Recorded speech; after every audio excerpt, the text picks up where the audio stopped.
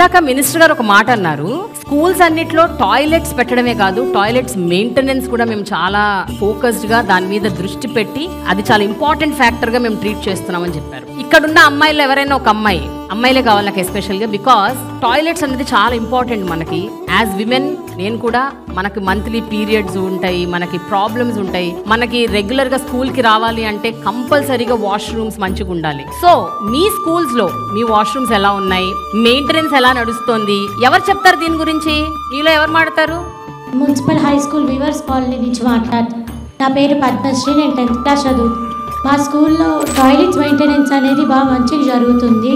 ముందైతే parents especially periods టైంలో స్కూల్కి పంపించాలంటే చాలా భయపడేవాళ్ళు, మెయింటెనెన్స్ ఎలా ఉండిద్దని. మెయింటెనెన్స్ అనేది చాలా బాగుంది, అందరు గర్ల్స్ బాగా కంఫర్టబుల్గా ఫీల్ అవుతున్నారు. సో ఈ మెయింటెనెన్స్ ఇవంతా చేపించినందుకు చాలా thank you sir. Sanitary napkins కూడా ఇస్తాం.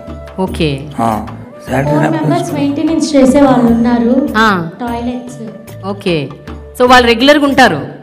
ఎస్ మ్యామ్, వాళ్ళు రెగ్యులర్గా ఉంటారు. ఓకే, ఏ రోజు రాకుండా ఉండరు, రోజు మెయింటెనెన్స్ అనేది బాగుంటుంది. Very nice, super. ఓకే, ఇప్పుడు చెప్పండి సార్. ఏదైతే టాయిలెట్స్ మెయింటెనెన్స్ ఉన్నారో వాటి కెమికల్స్ ఇస్తాం మనం, అంతేగాని ఏదో వాటర్తో వచ్చి వాళ్ళు కడిగేసు లేకపోతే ఏం చేసు కాదు.